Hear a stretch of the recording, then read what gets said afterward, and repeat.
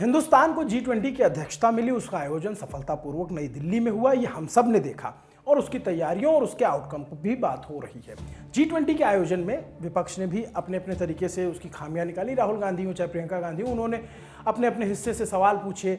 गरीबों के बस्ती के आगे पर्दा लगाना और स्ट्रे डॉग को उठाने पर उन्होंने सवाल उठाए और इसके पीछे एक वजह भी थी। कांग्रेस नेता सदन मल्लिकार्जुन खड़गे को न्योता नहीं गया था, इस वजह से विपक्ष लगातार हमलावर था। जबकि बीजेपी का कहना है कि मल्लिकार्जुन खड़गे का पद नेता विपक्ष का है ही नहीं, क्योंकि कांग्रेस के पास इसकी पात्रता को पूरा करने के लिए जरूरी सांसद नहीं है।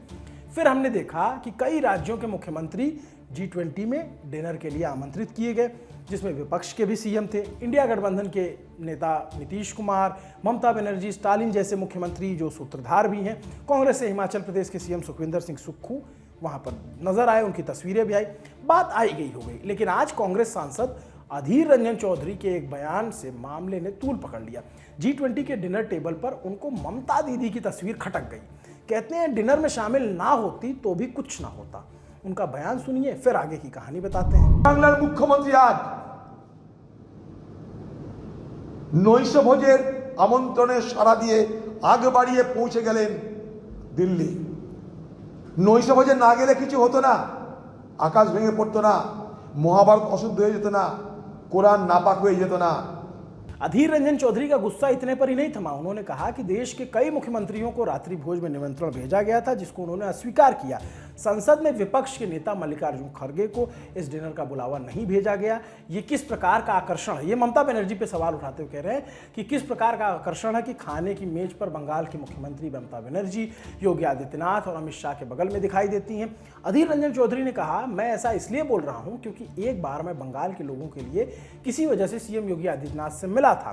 उस दिन मुझे बीजेपी का बना दिया गया था। टीएमसी पर उनका हमला है।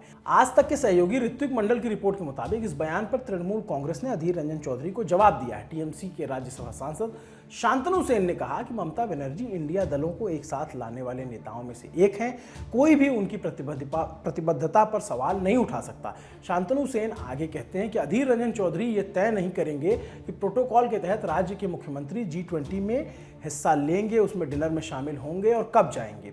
ममता बनर्जी और अधीर रंजन में बनती नहीं, ये बंगाल के जानकार कहते हैं और दोनों ही एक राज्य की राजनीति करते हैं। राज्य में एक दूसरे के विरोधी हैं, कई चुनाव लड़ चुके हैं।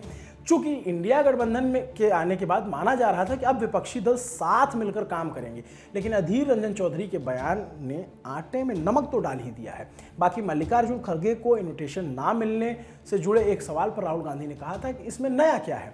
उन्होंने विपक्ष के नेताओं को नहीं बुलाया, इससे साफ होता है कि वो भारत की 60% आबादी को महत्व नहीं देते। ये राहुल गांधी ने आरोप लगाया ट्वीट करके। रही बात सीएम की, तो जितने विपक्षी सीएम की तस्वीरें आपने देखी, उनके अलावा न्योता राजस्थान के मुख्यमंत्री अशोक गहलोत और छत्तीसगढ़ के मुख्यमंत्री भूपेश बघेल को भी गया था। उन्होंने कह दिया कि दिल्ली में नो फ्लाइंग जोन है, तो वहां जाना संभव नहीं है। बाद में MHA की ओर से बयान आया कि मुख्यमंत्रियों और राज्यपाल के लिए नो फ्लाइंग जोन नहीं होता। राजनीति में ये सब होता रहता है, चलता रहता है, मगर इस तरह की बयानबाजी से क्या विपक्षी गठबंधन चुनाव तक सही से चलेगा, ये सवाल है। खैर, खबर में आगे कुछ भी निकलेगा तो आप तक जरूर पहुंचाएंगे। आखिर में एक और जानकारी कि आज यानी 11 सितंबर को जो ललन टॉप शो होगा, G20 से जुड़ी जो महत्वपूर्ण जानकारियां हैं, जैसे कि उस G20 के पूरे कार्यक्रम से, इतने बड़े लाव लश्कर से हिंदुस्तान को फायदा क्या हुआ, देश को मिला क्या और आगे इसका क्या क्या फायदा होने वाला है, इस पर एक detail report Lalan top show में 11 सितंबर की ललन टॉप शो में जाने वाला है। उसको आप जरूर देखिएगा, रात 9 बजे, मिस मत कीजिएगा।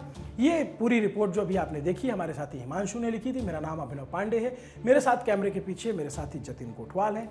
देखते रहिए दी ललन टॉप। शुक्रिया।